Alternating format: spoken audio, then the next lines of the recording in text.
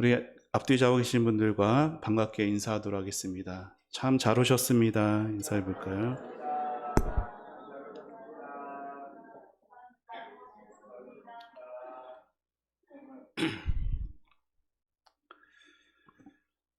시편 23편을 계속 살펴보고 있습니다. 목사님께서 성경 봉독을 하실 때마다 지나온 말씀들이 새록새록 나실 것 같은데, 다시 1절부터 우리 같이 한번 그 의미를 마음에 새기면서 함께 그러니까 목소리로 고백했으면 좋겠습니다. 같이 해보겠습니다. 시작. 여호와는 나의 목자시니 내게 부족함이 없으리로다. 그가 나를 푸른 풀밭에 누이시고 쉴만한 물가로 인도하시는도다. 내 영혼을 소생시키시고 자기 이름을 위하여 의의 길로 인도하시는도다. 내가 사망의 은침한 골짜기를 다닐지라도 해를 두려워하지 않을 것은 주께서 나와 함께 하심이라. 주의 지팡이와 막대기가 나를 안위하시나이다. 주께서 내 원수의 목전에서 내게 상을 차려주시고 기름을 내 머리에 부으셨으니 내 잔이 넘치나이다. 아멘.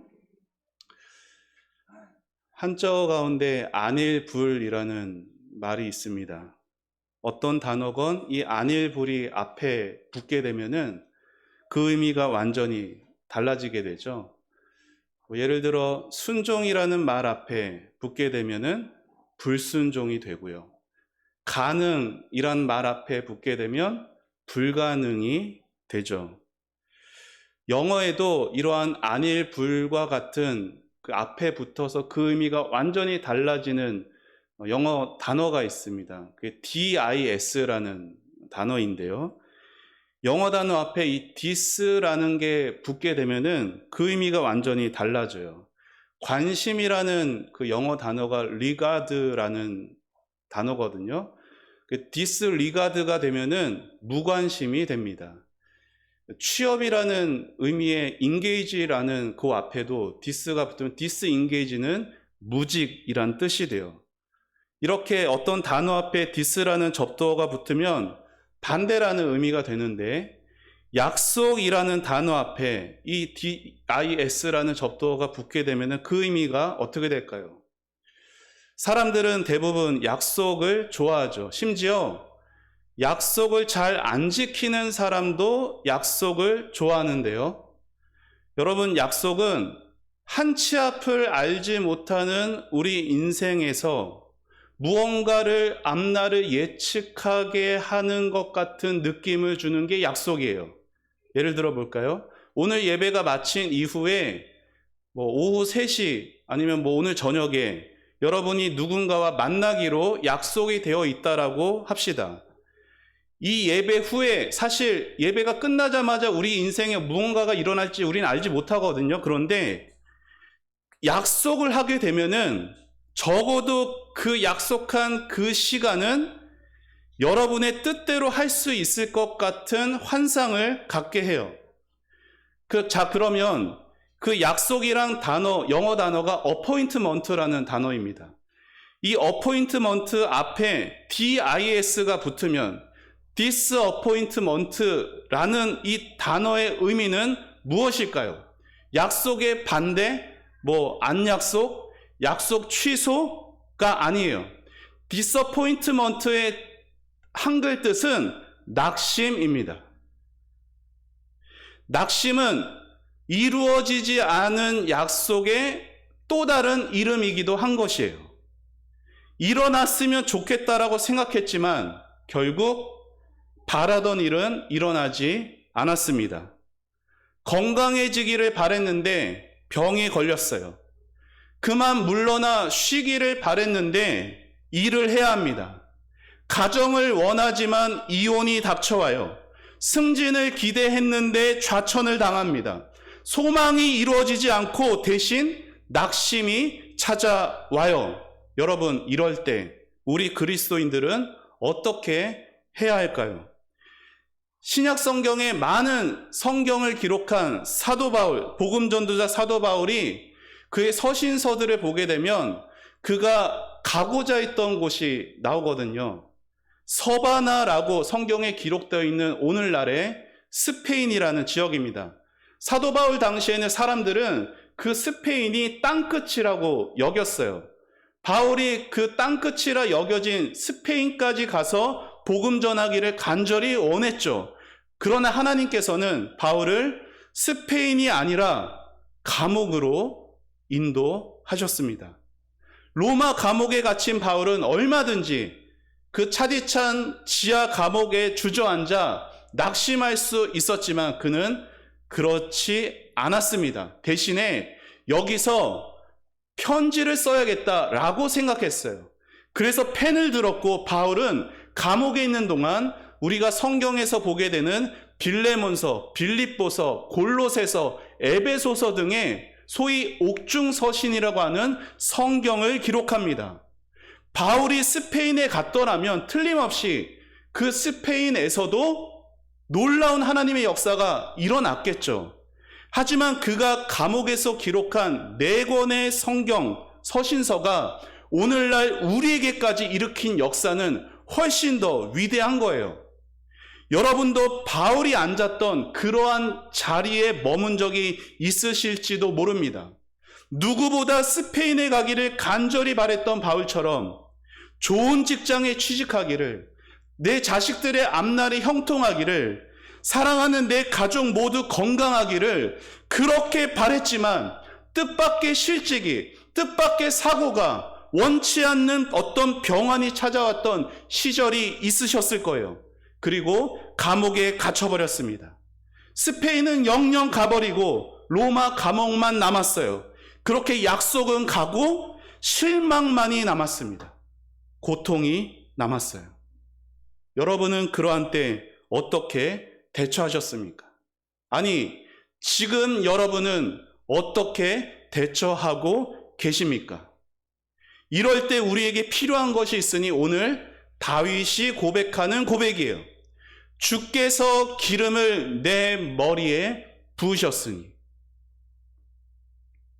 여러분, 약속이 가고 실망만 남은 인생에 필요한 것이 주께서 기름을 내 머리에 부으셨다라는 것, 이게 도대체 무슨 상관이 있을까요? 그 의미를 알기 위해서 우리는 목자가 양들을 위해 사용한 기름의 용도를 알아야 할 것이에요. 옛날 이스라엘의 목자들은요, 2가지의 용도로 기름을 사용합니다. 하나는 해충을 쫓아내기 위해서, 그리고 하나는 상처를 치료하기 위해서예요. 사람들에게는, 우리들에게는 해충이라고 하는 것, 파리나 모기 같은 것 귀찮은 존재죠. 여러 가지 잡을 수 있는 도구들도 있습니다. 하지만 양들은 손발, 발을 다 땅에 붙이고 머리만 드밀고 타는 이 양들에게는 해충이, 곤충이 생명을 위협할 만큼 아주 치명적이라고 해요. 파리나 모기 같은 곤충이 들끓는 그러한 여름, 그런 무더운 날씨는 양들에게 있어서는 아주 곤욕스러운 시간이 아닐 수가 없습니다. 양은 곤충 가운데서 특히 파리의 일종, 작은 파리인 코파리에 아주 심한 고통을 받는다고 하는데요. 파리가 양 주위를 왱왱왱 다녀요. 호시탐탐 기회를 노리다가 코 속으로 들어갑니다. 그러면 코 안에 점막, 부드러운 점막에 알을 낳아요. 그러면 파리가 낳은 그 알은 며칠 안에 부화가 되고 구더기 같은 그 애벌레, 유충이 콧구멍을 통해서 양의 머리로 들어간다라고 해요. 그러면 양은 아주 커다란 고통을 겪습니다. 양은 그 고통이 너무 심해서 어찌할 바를 몰라서 머리로 나무를 들이받기도 하고 바위를 들이받기도 하면서 그렇게 심할 경우는 죽기까지 한다고 해요. 작은 코파리 하나 때문에. 이런 까닭에 목자들은 양에게 기름을 발라줍니다. 코에도 기름을 발라줘요. 기름을 양의 머리에, 코에 발라서 해충이 양의 코에 들어가지 못하도록, 양의 주변에 오지 못하도록 지키고 보호해 주는 거예요.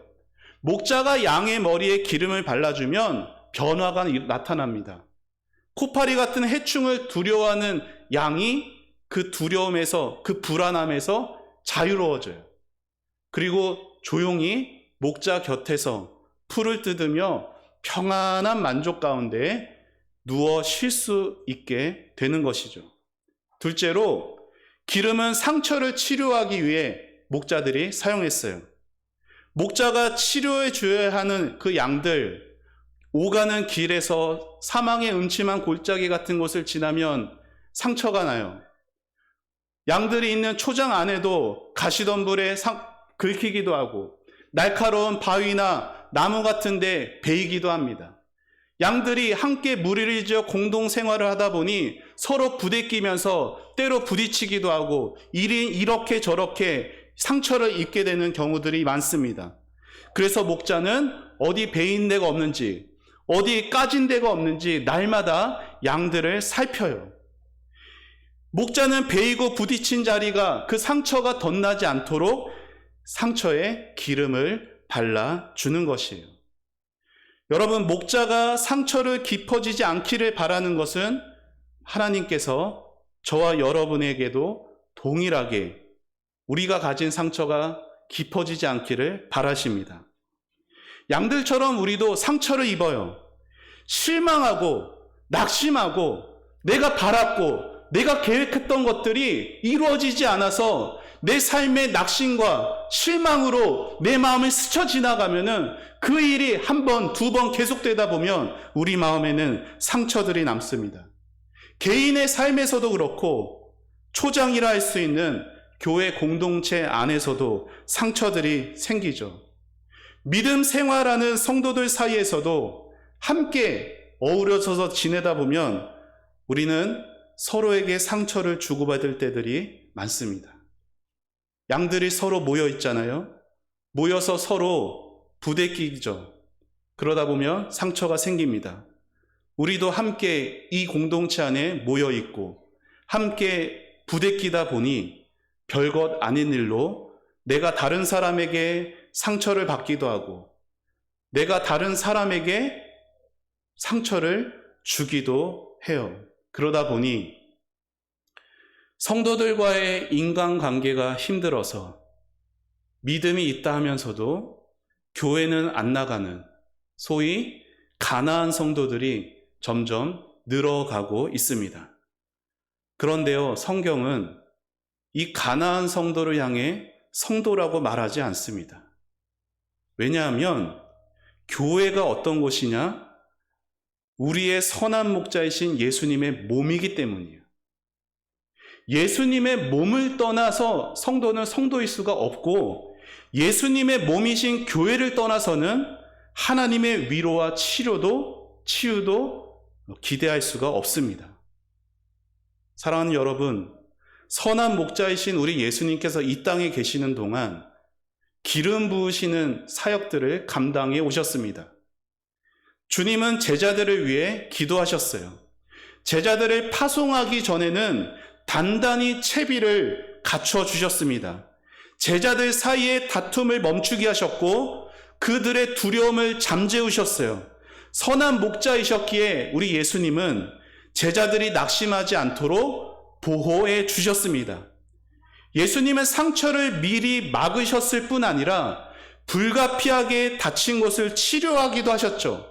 앞을 보지 못하는 맹인의 눈을 만져주셨고 나병이라는 심각한 피부병이 걸린 이의 피부도 만져주셨고 이미 숨을 멎은 야이로의 딸 같은 경우에 손을 잡아 일으켜 주셨습니다.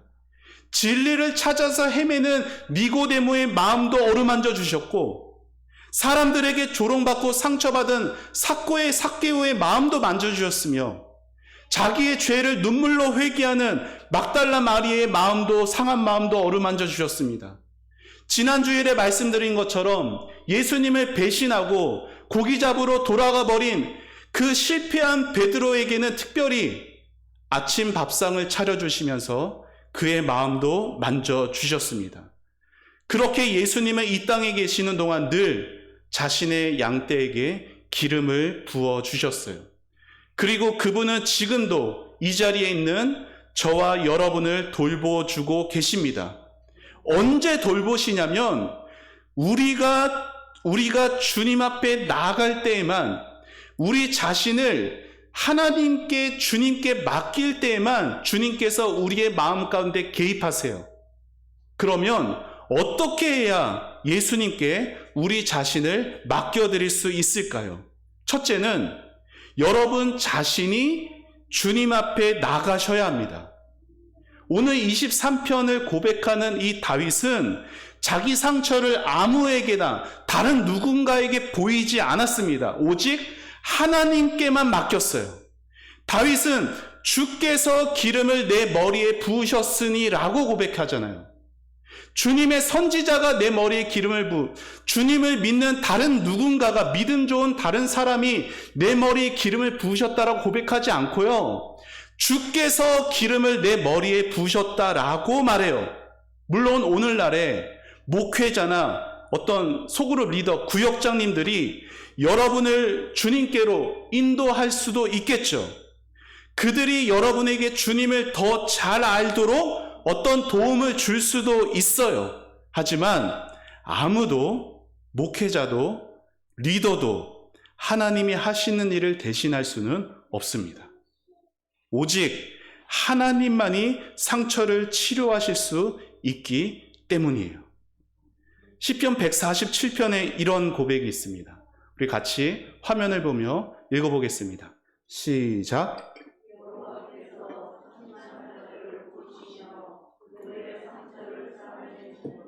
아멘.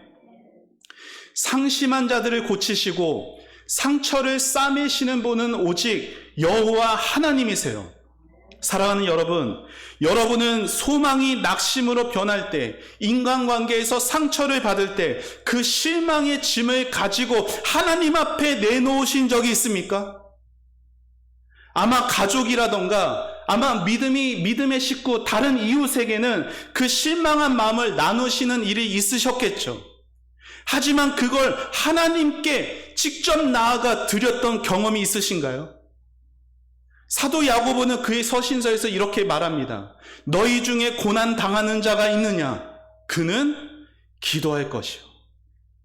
너희 중에 고난 당한 자가 있느냐? 그는 기도 부탁을 할 것이요가 아니라 그가 기도할 것이요라고 말합니다.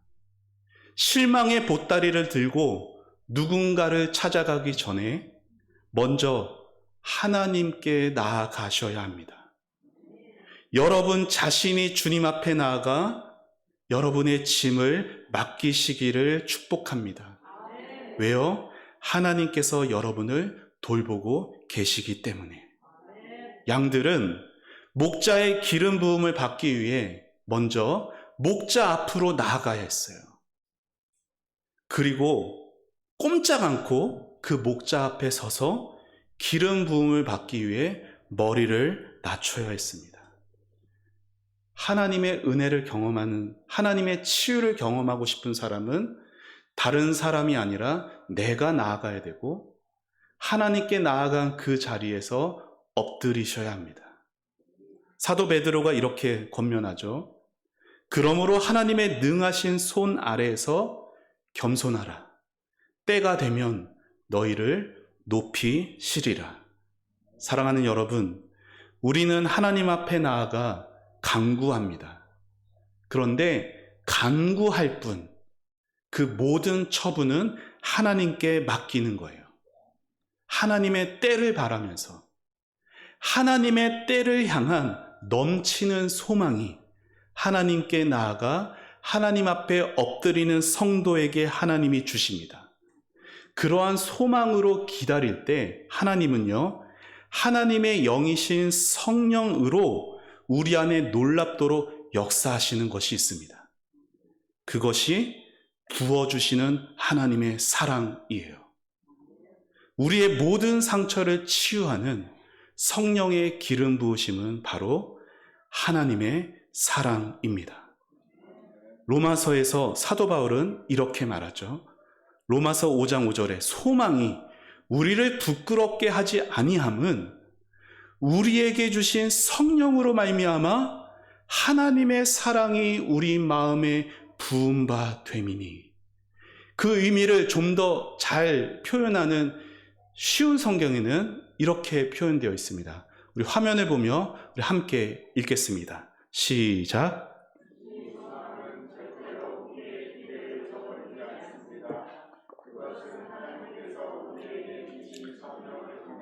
우리 마음에 하나님의 사랑을 부어주셨기 때문입니다. 아멘. 세상에서는 바라던 바가 이루어지지 않아서 낙심이 찾아오지만 바울이 여기서 말하는 이 소망은 절대로 우리 기대를 저버리지 않습니다. 왜냐하면 이 소망은 시드는 꽃이나 마르는 풀과 같지 않고 영원한 것을 바라는 소망이기 때문이에요. 성도가 땅에서 환난을 당하면요, 믿음으로 인내합니다. 성도는 이 세상에서 믿음으로 인내할 때 그 인내하는 시간을 통해서 우리 안에 우리의 인격이 자라가게 돼요. 변화하게 돼요. 인격이 자라고 인격이 변화하면 성도는 땅의 것을 찾는 게 아니라 저 하늘의 것을 소망하게 되어지는 것입니다. 여러분, 믿음과 소망과 이 사랑은 서로 관계가 있어요. 쉽게 여러분이 설명드릴게요. 옛날 증기기관차를 떠올려 보십시오. 성경은 분명히 말해요. 믿음이 없이는 하나님을 기쁘시게 하지 못한다고. 하나님을 향해 나아가는 기차가 있다고 합시다. 그 기차가 하나님을 향해 움직이는 것이 믿음이에요. 믿음으로 하나님께 가까이 나아가는 거예요. 그런데 증기기관차를 생각해 보세요. 그 기차가 움직이려면 동력이 필요하겠죠. 옛날에 증기기관차는 연료를 태워서 발생하는 수증기가 이걸 돌려가지고 그 힘으로 움직여집니다. 증기를 발생시키는 그 뜨거운 보일러실이 소망과 같은 거예요. 그러니까 보일러실이 식으면 기차는 안 움직여요. 소망이 사그라들면 믿음은 한 발자국도 못 움직입니다. 땅의 것을 소망하면 절대로 믿음은 하늘을 향하지 않습니다. 그리고 믿음이 움직이려면, 믿음으로 하나님께 나아가려면 소망이 살아야 돼요. 그리고 증기기관차의 그 뜨거운 보일러실이 꺼지지 않도록 하기 위해선 석탄이나 계속 연료를 공급해 줘야 되듯이 소망의 불씨가 꺼지지 않도록 계속 공급되는 연료가 바로 하나님의 사랑입니다. 하나님의 사랑이 우리 마음에 부어져야 소망이 살아나고, 소망이 바로 서야 믿음이 견고해집니다. 그리고 하나님의 사랑이 우리 마음에 부어지는 통로가 바로 성령 하나님이신 거예요. 우리 안에 거하시는 성령은 우리의 낙심된 마음에 하나님의 사랑을 부어주세요. 유치원에 다니는 어린 딸 하나를 키우는 믿음의 부부가 있었습니다. 행복하게 잘 살고 있었는데 어느 날 갑자기 이 아이의 엄마가 병으로 세상을 떠나게 됐습니다. 깊은 먹구름이 그 가정을 덮습니다. 아버지와 어린 딸이 엄마의 장례를 마치고 집에 돌아왔어요. 집 문을 엽니다. 현관에서부터 시작해서 거실, 부엌, 방, 하나도 변한 것은 없는데 두 사람의 눈에는 모든 것이 다르게 보여요. 그렇게 어두운 밤이 됩니다. 아빠가 딸을 침대에 눕혀두고 기도해 주면서 편히 자라고 하고는 자기 방으로 돌아와요. 그런데 얼마 후에 딸의 방에서 울음소리가 들립니다. 아빠가 딸에게 가요. 딸이 아빠에게 말해요. 아빠, 무서워요. 두려워요. 그러자 아빠가 딸에게 말합니다. 사랑하는 딸아, 아무리 어둡고 무서워도 이 아빠가 있으니 무서워 말고 평안히 자렴. 그런데 어린 딸이 눈을 감고 한참 있더니 안심하는 목소리로 이렇게 말합니다. 아빠, 아무리 어두워도 아빠는 나를 사랑하시죠? 그때 그 딸의 말 한마디에 딸과 함께 상심했던 아빠가 깨닫게 돼요. 그리고 하나님께 이렇게 고백합니다. 하나님, 딸의 입술을 통해 저를 깨닫게 해주셔서 감사합니다. 제 주변이 아무리 어둡고 힘들어도 변함없는 하나님의 사랑이 있으므로 실망하지 않습니다. 비록 우리 가정에 먹구름이 덮여서 사망의 음침한 골짜기 같이 느껴지지만 제가 딸을 사랑하는 것 같이 하나님께서 저를 사랑하신다는 것을 믿고 힘을 얻습니다. 소망을 얻습니다. 이렇게 성령께서 하나님의 사랑을 부으시자 그의 마음에 있던 불안과 두려움이 평안과 소망으로 변화되었어요. 사랑하는 여러분, 세상에서 그리고 교회에서까지 우리에게 받은 상처들이 많이 있습니다. 오직 하나님의 사랑을 부어주시는 성령의 은혜만이 그 모든 상처를 치유하십니다. 우리 마음에 부으시는 하나님의 사랑은 쉽게 변해버리는 사람이 아니라 하나님이신 성령이 하시는 일이기에 실패하는 일이 없어요. 성령님은 세상 끝날까지 우리 마음에 항상 거하시기 때문에 하나님의 사랑은 멈추는 일이 없이 계속 되는 것입니다. 이 성령의 은혜를 사모하시길 바라요. 오늘 우리 교회에 가장 필요한 것이 이 성령의 충만함입니다. 하나님의 자녀이면서도 믿음 없이 시드는 꽃과 마르는 풀과 같은 이 세상의 것을 소망한 채 하루하루 낙심하며 살아가는 이유는 아직 그 하나님의 사랑을 모르기 때문에 하나님의 이름을 위해 하나님의 이름을 위해 좁은 길을 밤낮 기뻐하며 걸어가기 위해서는 오늘도 그 사랑을 부어주시는 성령의 은혜가 반드시 필요한 것입니다. 하나님은 오늘도 자신 앞으로 나와 그 앞에 머리를 숙이며 자기 삶을 맡기는 사랑하는 모든 성도들에게 성령으로 자신의 사랑을 한량없이 부어 주십니다. 사랑하는 여러분, 여러분에게 성령으로 기름 부으시는 하나님 앞으로 나아오십시오. 그분 앞에 엎드리십시오. 그리고 여러분의 모든 것을 하나님께 맡기시기를 바랍니다. 하나님께서 여러분의 삶에 성령으로 충만하게 역사하실 것입니다. 이 성령의 충만하신 사랑의 역사가 사랑하는 여러분들의 모든 삶 위에, 가정 위에 충만하시길 주님의 이름으로 축원합니다. 우리 함께 찬양하고 기도하겠습니다. 하나님의 사랑을 사모하는 자.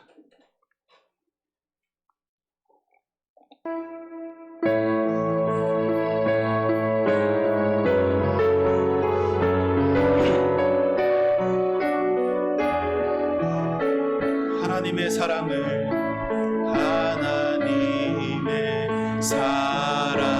사모하는 자, 하나님의 평안을 바라보는 자, 너의 모든 것 창조하신 우리 주님이 너를 얼마나 사랑하시는지 하나님께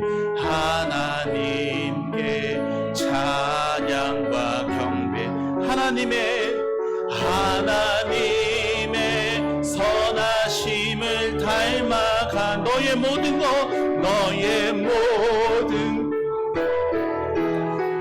우리 주님이 너를 자녀 삼으셨네. 하나님 사랑의 눈으로, 하나님 사랑의 눈으로 너를 어느 때나 바라보시고 하나님 인자하기로써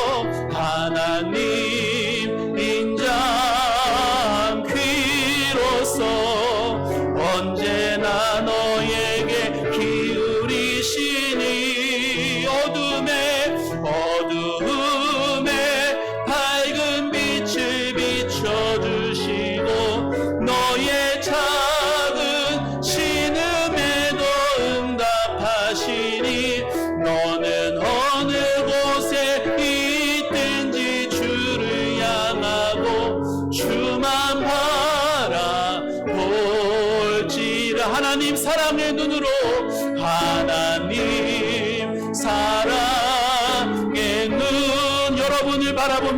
너를 어느 때나 바라보시고 하나님의 인자한 귀가 하나님 인자한 귀 여러분에게 듣고 계십니다. 기울이시니 아멘. 어두움에 밝은 빛을 비춰주시고 너의 작은 신음에도 응답하시니 너는 어느 곳에 있든 주를 향하고 주만 바라볼지라. 우리 같이 함께 말씀을 생각하며 기도하기를 원합니다. 우리 선한 목자는 양의 머리에 기름을 부어줘 상처를 치료했습니다. 성령께서 오늘도 여러분에게 기름을 부으사 우리의 상처난 마음에 하나님의 사랑을 부으실 것입니다. 성령을 통해서 우리는 하나님이 나를 사랑하신다는 것, 나의 작은 신음에도 귀를 기울이시고 응답하실 것을 확신할 수 있습니다. 우리 다 같이 이 은혜를 주시는 성령을 사모하며 기도하십시오. 성령의 충만함을 위해 기도하기 원합니다. 그래서 이 험한 세상 낙심하지 않고 기뻐하며 주신 사명의 길 걸어가게 하달라고 우리 다 같이 간절한 마음으로 성령의 은혜를 구하며 함께 기도하며 나아가겠습니다. 기도합니다. 하나님 아버지, 이 시간 주님의 은혜를 구하며 나아갑니다.